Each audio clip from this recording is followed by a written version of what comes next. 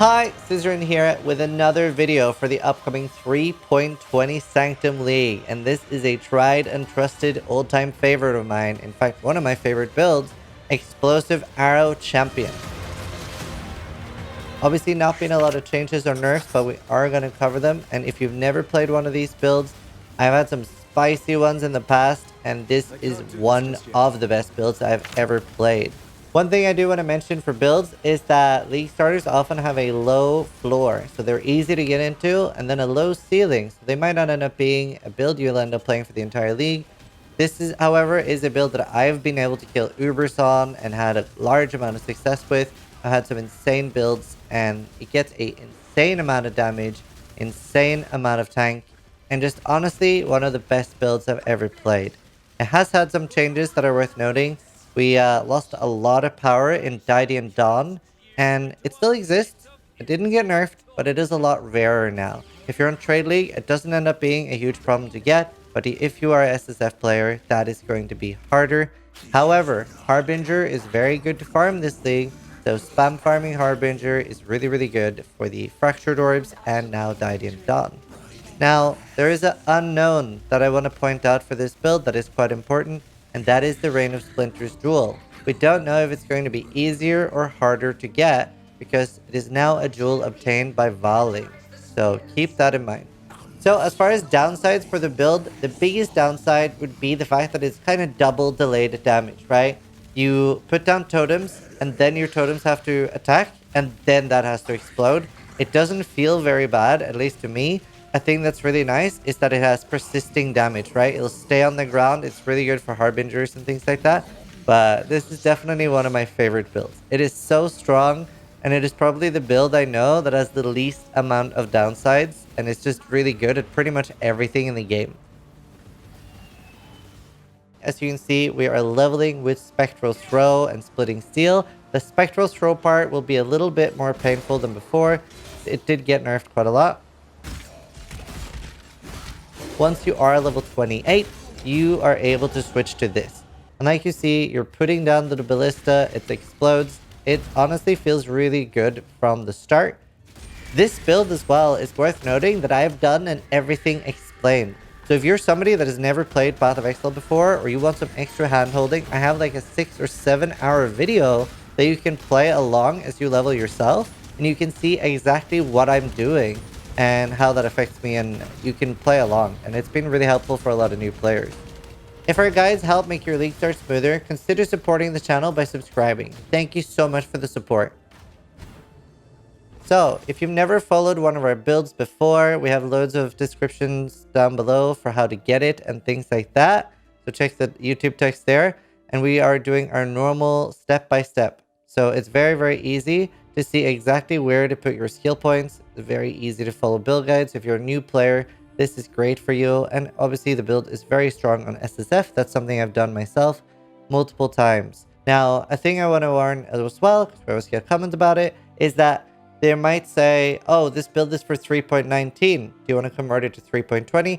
That is because Path of Building gets updates after the league is out, and we're making these before the league is out. There are no changes. There's not something that's going to affect you. It is just a visual thing. Just want to point it out.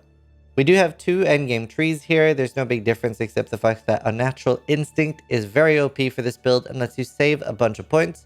It can also make the dex requirement a little hard because you do miss some dex nodes. So one thing that's worth pointing out on this build is, for example, early on we're using Ignite Proliferation, but you can actually switch that out once you're able to get this implicit on your glove. Ignites you inflate, spread to other enemies within a radius. And then you're able to do, for example, Burning support or Awaken Burning support if you can get that. Empower is actually pretty okay at level 3, but at level 4 it is really good. At level 4 it actually beats elemental damage with attacks. At level 3 it's pretty much the same as the others, so it's not necessarily worth investing your money into. But being able to drop the Ignite Proliferation, pretty nice, and Burning is a really good support gem. As far as the Frenzy and Cursing setup goes, obviously having it with Hex Touch and Flammability is really nice. But one thing that is worth mentioning is that you will do more damage if you literally self-curse Flammability and just keep your Frenzy up with Frenzy. The reason for this is that in the next patch, Pinnacle bosses will basically lose their 66% penalty to curses. To compensate for that, they're going to make things like Hex Touch and automating them.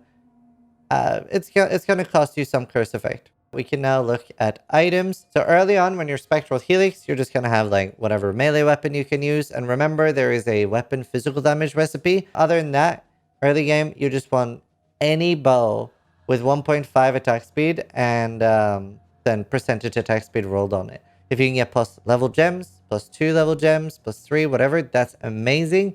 And a Quill Rain, if you're in Trade League and you're able to buy that, that is actually extremely hard to beat. So do keep a lookout for that. Very, very strong. The way it works is basically attack speed is the name of the game. So Quill Rain ends up being better than a +3 bow with attack speed. It is actually only beaten once you have something like a +3 bow with attack speed and the minion attack speed crafted. You don't actually need elemental damage with attack skills to beat a Quill Rain, but Quill Rain is surprisingly hard to beat. And that is because of how fuses work with Explosive Arrow. But with this build, you should get enough fuses that we are getting max damage. Now, I'll quickly explain why do we use minions have increased attack speed. Are we a minion? Are totems a minion? No. It's because we're using Spiritual Command, and if you see the third line, increases and reductions to minions attack speed also affect you. And you are the totem.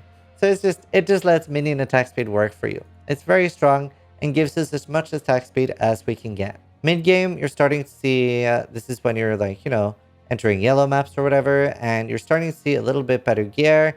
Definitely would love a Quill Rain here if you can get one, and you want suppression on your gear.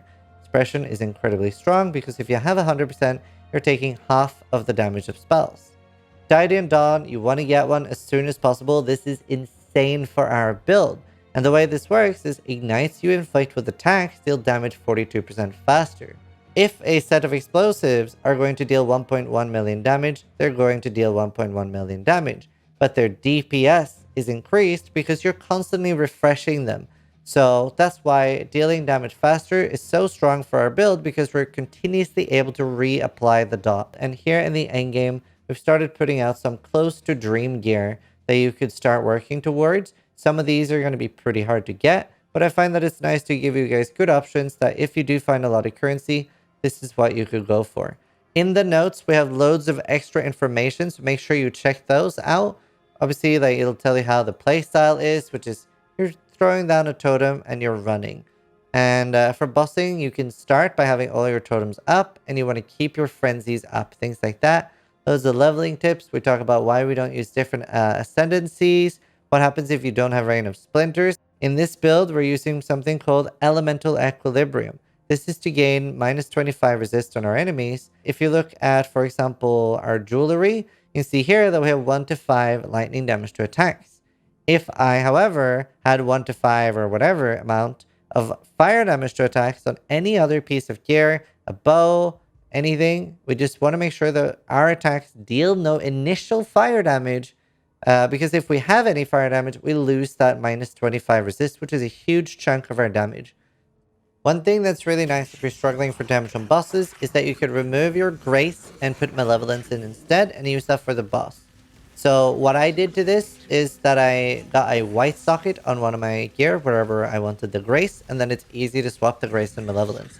So in this build, until you go life tap, you will have some mana issues, and you can just use a mana flask to take care of that. You can go life tap pretty early, and you'll rarely quickly notice, like, even running Vitality is completely acceptable if you feel like it, or having one extra life flask than normal.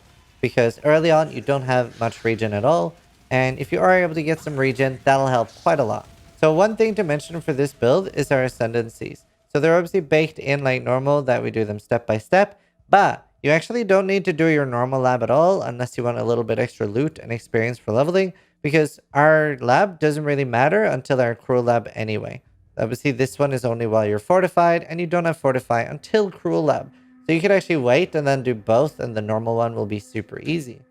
Our Merc lab is quite nice as soon as you get it, but an important thing to notice is that we actually have accuracy issues until you get Worthy Foe. That means that you can use precision early, and that'll help. And once you have Worthy Foe, you do not need accuracy at all on any gear.